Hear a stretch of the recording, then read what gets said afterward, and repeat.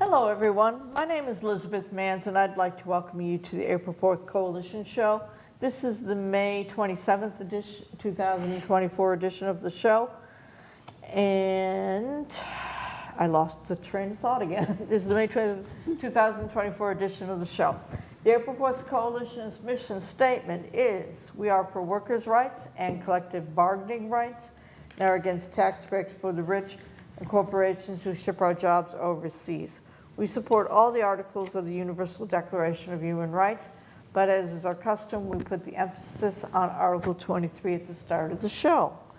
Number one, everyone has the right to work, the free choice of employment, to just and favorable conditions of work, and protection against unemployment. Number two, everyone, without any discrimination, has the right to equal pay for equal work. Number three, everyone who works has the right to just and favorable remuneration, ensuring for himself or herself and his or her family an existence worthy of human dignity and supplemented, if necessary, by other means of social protection. Is Susan doing it? Yeah, everyone has the right to form and join trade unions for the protection of his interest. There we go. All right. And as is our custom, we would like to thank Michael Putnam, who is the program director for WMNB-LP 107.1, for airing the audio portions of our shows on Friday at 6 p.m. and then again throughout as he can on his schedule.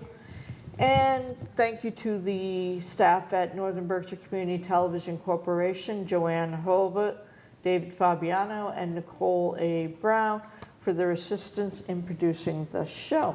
Dick, this is the Memorial Day show. Yeah, So we're going to be a little different. We're going to do an intro to labor law. To labor There's law. a website on, it's called a laborshelf.com, and you can earn college credits, I guess, through them. But they have these introductory videos on labor law. So we're going to show two videos back to back, and I hope you enjoy your holiday. Yep. Thank you. Module 1, Introduction to Labor Law.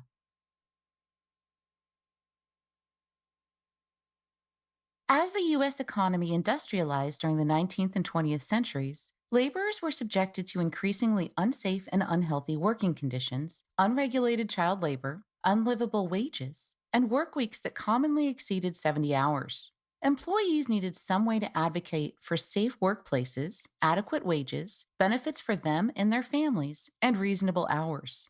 Labor unions arose in the United States to facilitate collective bargaining structures that help balance the power business owners can exert over their workers. The early days of labor conflict were rife with violent conflict. It was only after labor unions established themselves as a force to be reckoned with in the workplace that Congress began to develop a regulatory structure for labor relations.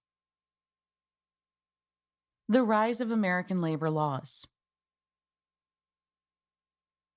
Between 1881 and 1900, an estimated 35,000 industrial workers lost their lives from unsafe conditions and workplace accidents. Labor unions have offered an effective counterbalance against employers seeking to impose unfair working conditions or wage standards. Labor unions go back as far as the 1700s, but an employer-employee conflict was a major issue in American life well into the 20th century.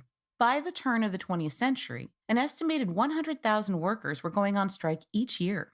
These workers had very little power to bargain for fair wages and workplace conditions unless they banded together. However, because there were no clear national laws regulating how employees and employers were permitted to manage these conflicts, they often escalated to violence.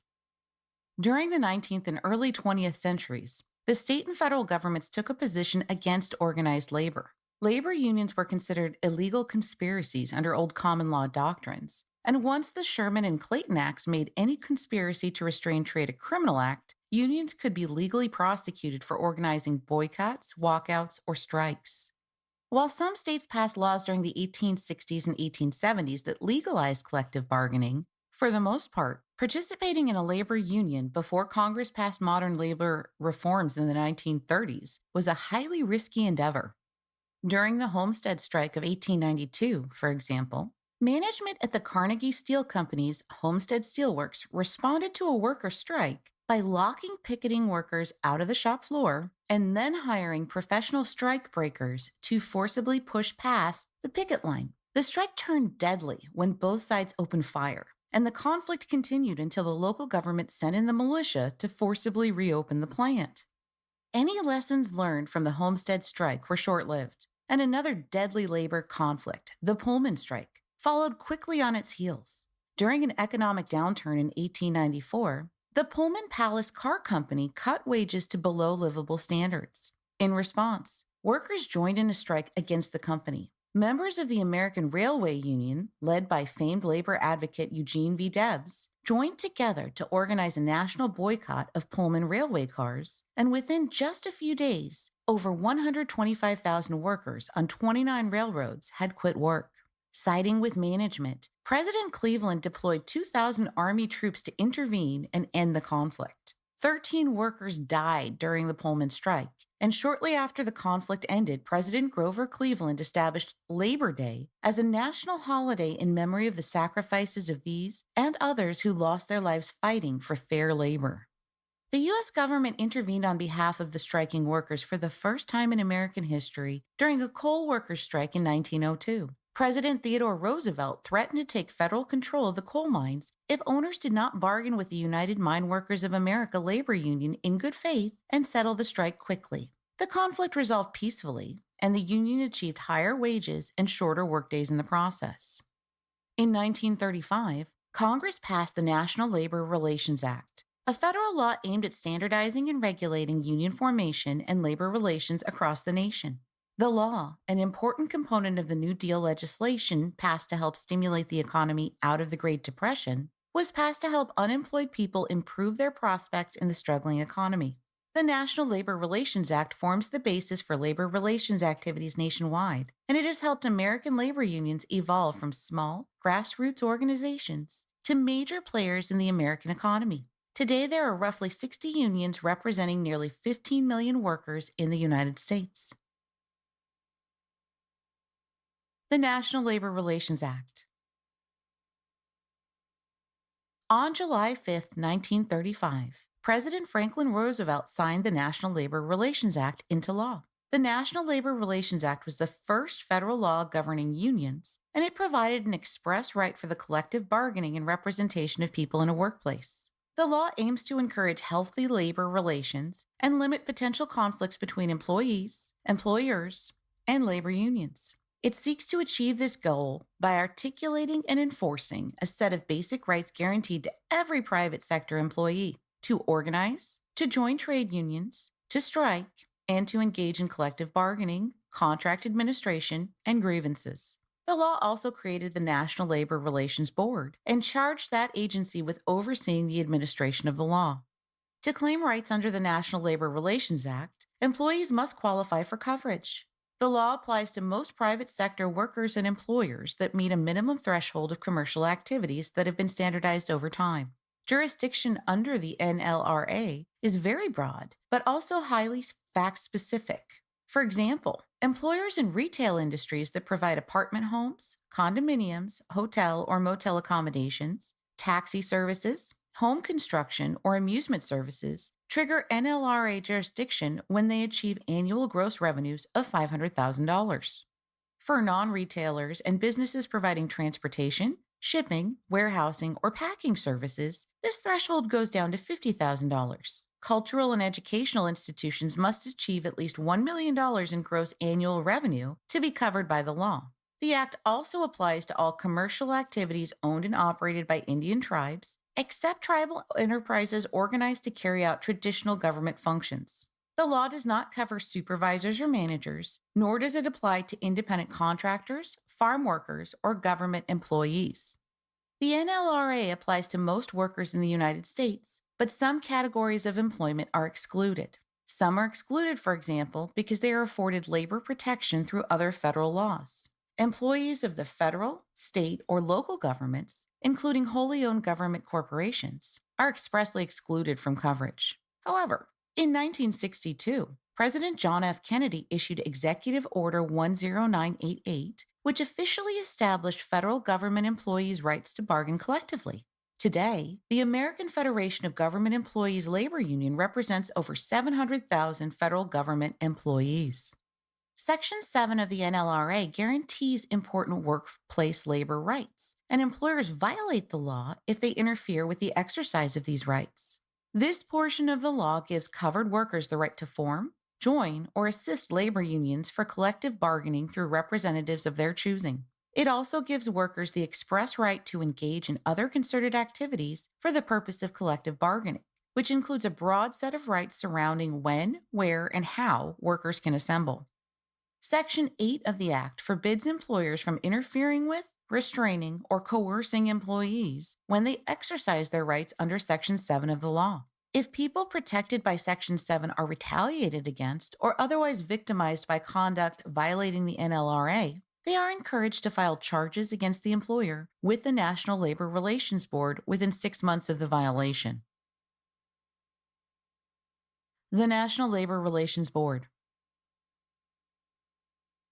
When Congress passed the National Labor Relations Act, it also created the National Labor Relations Board to oversee the enforcement and administration of the law. The National Labor Relations Board has two primary functions. It oversees the decision-making process when an employee chooses to be represented by a labor union or organization, and it prosecutes violations of the National Labor Relations Act. The NLRB consists of 5 members appointed to 5-year terms by the President and confirmed by the Senate.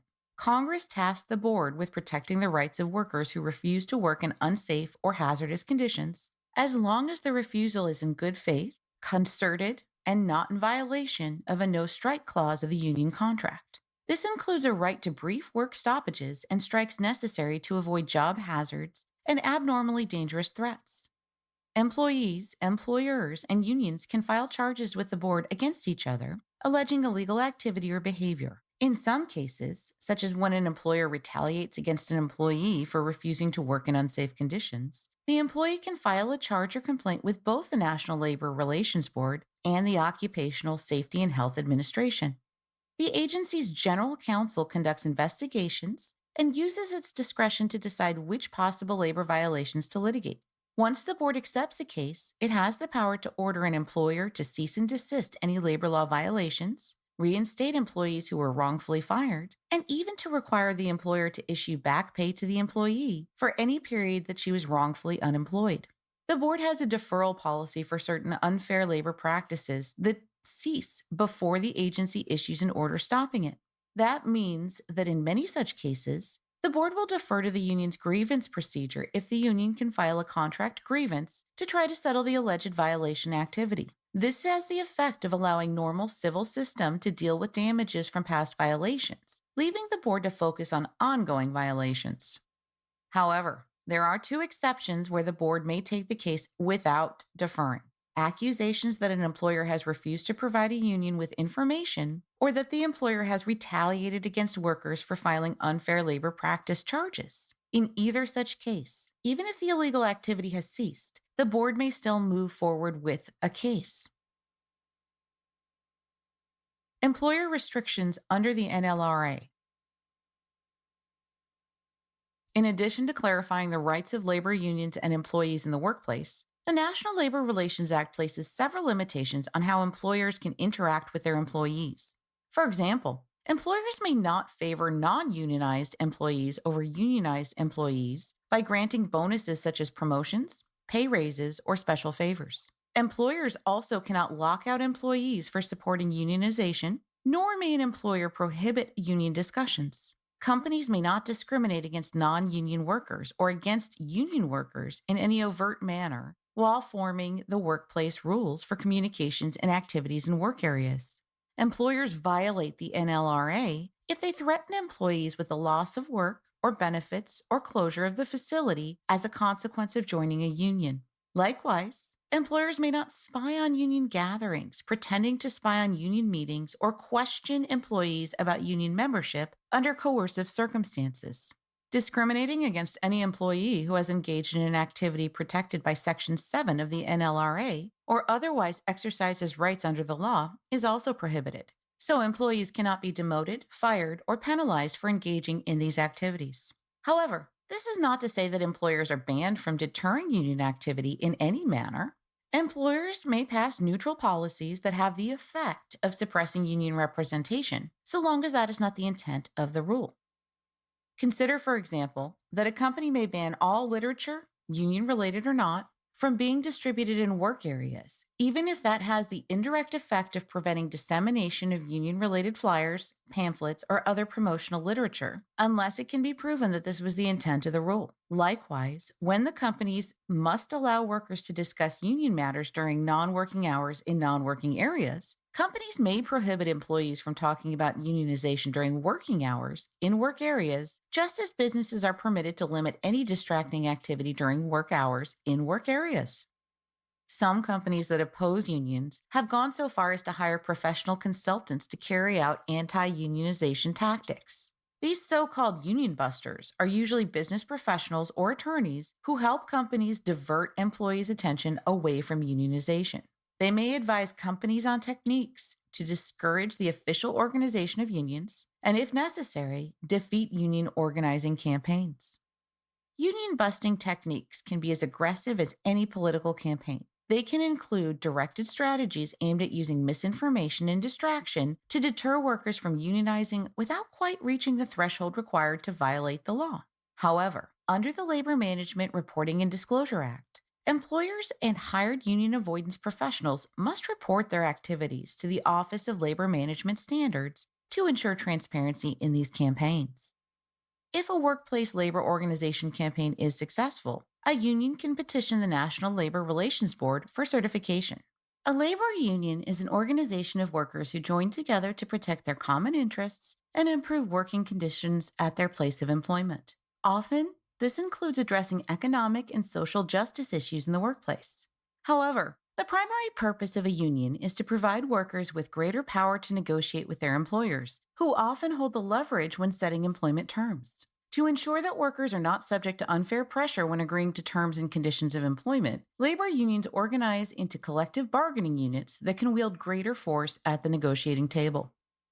This module begins with a discussion of workplace unions, including what they are, why they exist, and the scope of their power. We'll then move on to the labor union formation process, followed by a brief overview of the laws and regulations that dictate leadership and management requirements. The module closes with a summary of the practical issues in union formation and management, including lessons learned from important events in the history of America's trade unions. Labor unions in the workplace. Unions represent the collective interests of employees by serving as an intermediary between the workers and management. Unions leverage the power of collective bargaining to help employees negotiate with employers over wages, hours, benefits, and working conditions. Employers are naturally motivated to cut costs by avoiding or eliminating important employee benefits, such as health insurance, pension coverage, reasonable hours and pay, and even safety protections. Companies sometimes also try to save money by downsizing their workforces, hiring part-time or contracted workers rather than full-time employees, or sending jobs overseas. While any or all of these measures may be effective cost-saving strategies, they also have far-reaching consequences across communities and society. Throughout American history, labor unions have been instrumental in helping working-class people secure employment benefits, which in turn have helped raise standards for workers across the economy.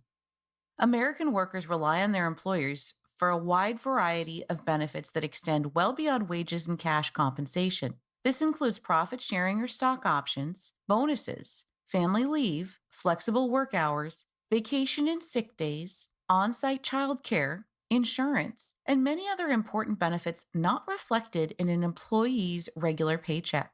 In addition to advocating for higher pay, unions have proven effective at negotiating a wide variety of non-wage benefits for employees.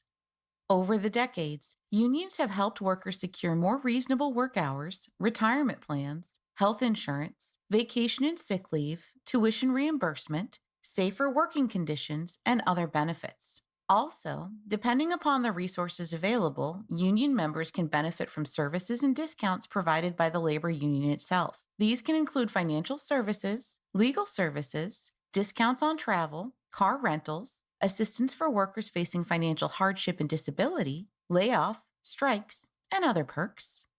Union representatives serve as advocates for workers and liaisons between employers and employees. They negotiate terms of employment for the workforce as a whole and push for the best possible workplace conditions and compensation packages. The National Labor Relations Act allows individuals to form independent unions unaffiliated with larger nationally chartered organizations to represent themselves and their colleagues at their place of work. However, due to the complexity of navigating labor laws and the cost of running independent unions, most unions become affiliated with larger groups. Furthermore, because collective bargaining draws power from the ability to mobilize an entire workforce, larger unions typically have greater bargaining power when dealing with employers. The largest unions in the United States are the National Education Association, which includes 3.2 million teachers and education workers, the Service Employees International Union, which includes 2.1 million individuals employed in service industries, the International Brotherhood of Teamsters, which includes 1.4 million individuals in diverse sectors, the American Federation of State, County, and Municipal Employees, which includes 1.3 million state and local employees, and the United Steelworkers, which includes 1.2 million individuals in the steel industry. However, the largest formal labor organization in the country by far is the AFL-CIO.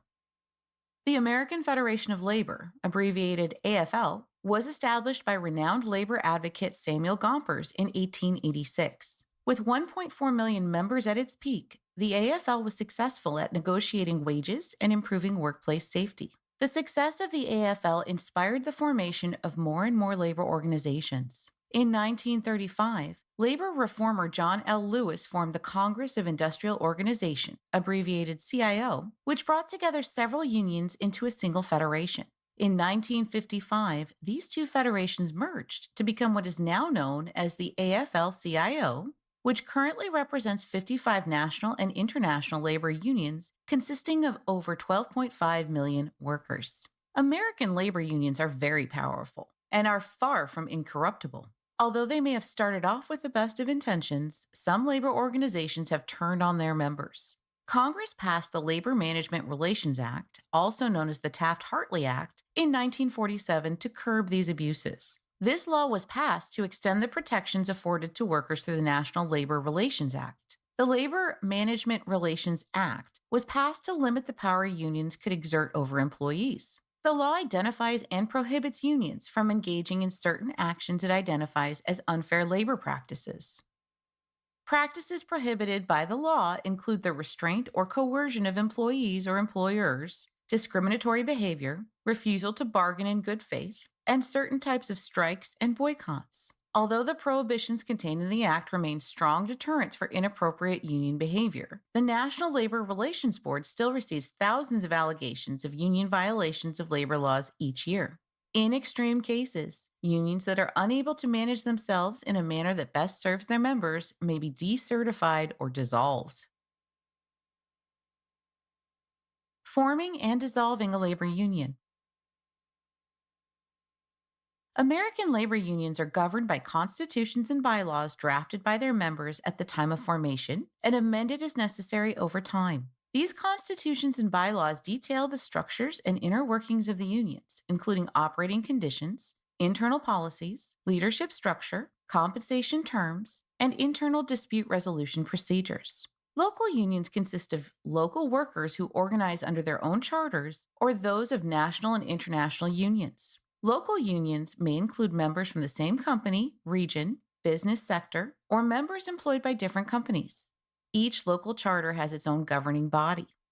Once union leaders draft and ratify organizational documents, the union can be formed in one of two ways.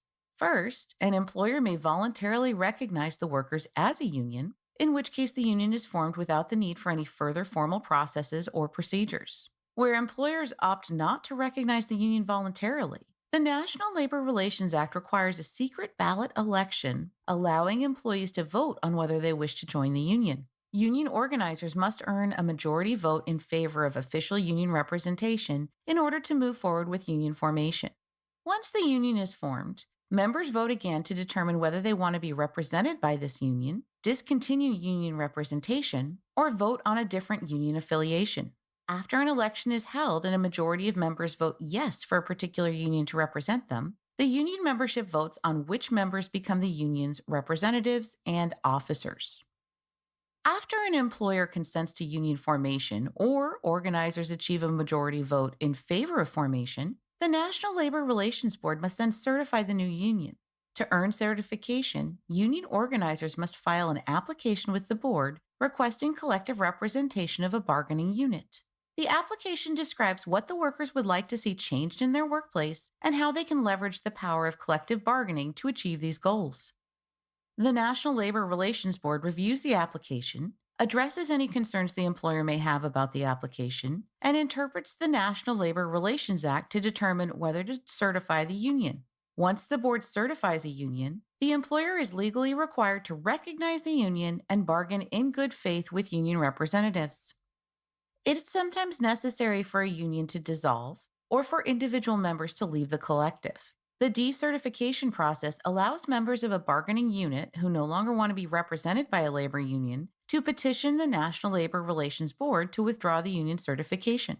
To submit a petition for decertification, at least 30% of the bargaining unit must approve the withdrawal. After moving past the petitioning process, the majority of the bargaining unit must vote for the decertification to get rid of their labor union.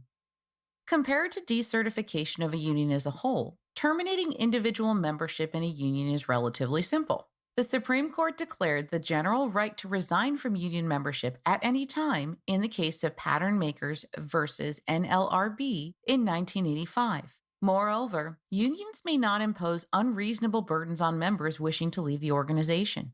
Usually, to terminate union membership, an individual must simply submit a written declaration of intent to do so. However, if the jurisdiction has not passed right-to-work laws, the member may still be required to pay dues and fees to the union even after terminating union membership. Right-to-work laws are in effect in more than half of the states, and in these jurisdictions, workers cannot be required to join a union as a condition of employment.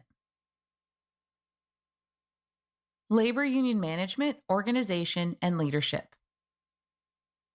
Under the National Labor Relations Act, unionized and non-unionized employees alike have the right to organize in the workplace. The rights afforded to workers under Section 7 of the Act ensure they are able to form, join, or assist a union in organizing employees and engage in concerted activities like strikes and walkouts. To ensure that unions are able to perform the functions for which they were intended, the Act places limitations on employers' abilities to curb union activity. Unions may require members to pay initiation fees when becoming members and regular dues to a national office that may act as an advocate on behalf of those members' interests. Union dues support the operating costs of the local unions, including the resources necessary to fund support staff, legal costs, negotiation costs, arbitrators' fees, and other costs. Strike funds and legislative and political activity also come from member dues. The dues amounts vary depending on the union's needs, and dues can be a fixed monthly rate or a percentage of the workers' paychecks. While there is no federal law limiting the amount a union can charge in fees, unions are required to limit dues to a reasonable amount.